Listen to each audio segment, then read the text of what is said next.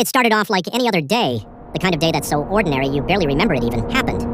The sun was out, not too harsh, not too gentle, just normal.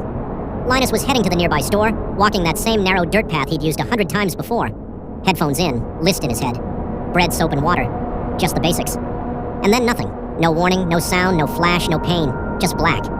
Like someone flipped a switch in his brain. 1 second he was on that path. The next he was waking up on the floor of a place he'd never seen before.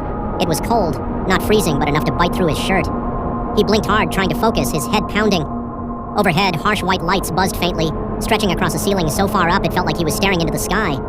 The room, building, or whatever it was enormous, easily the size of a cruise ship, maybe bigger. Walls of smooth steel curved up around him, sterile and inhuman. No windows, no doors he could see, just a sea of people, thousands of them. Some were already on their feet, shouting.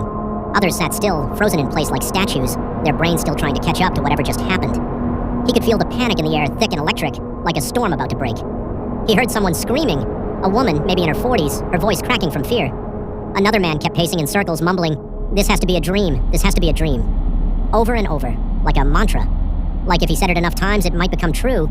Others weren't saying anything at all. Just blank stares, wide eyes, people hugging themselves or each other. A few were sobbing quietly. A guy beside him threw up. He could smell it, sharp and sour, mixing with sweat, metal, and dread.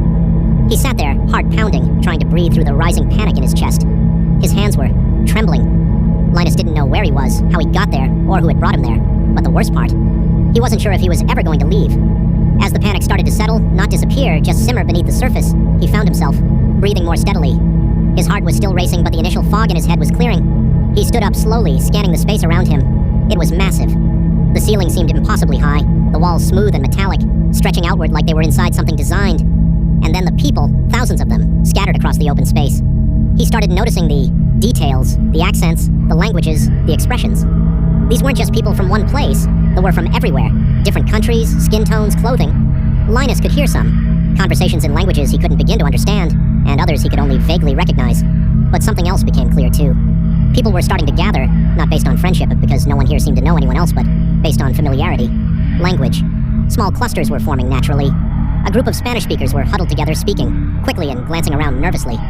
Another group, clearly West African, exchanging quick, tense sentences. A man nearby was trying to comfort an elderly woman while a few others who spoke. Arabic stood back to back, watching the crowd cautiously. It was like survival instincts had kicked in.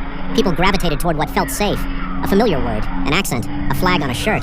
Anything that felt like home in a place that felt like nowhere. He looked around for anyone he might recognize. Nothing. No familiar faces, no friends, no family, just strangers. Everyone was a stranger. Some sat in silence, too shocked to speak. Others argued about what might have happened. Abduction, accident, social experiment. No one had answers.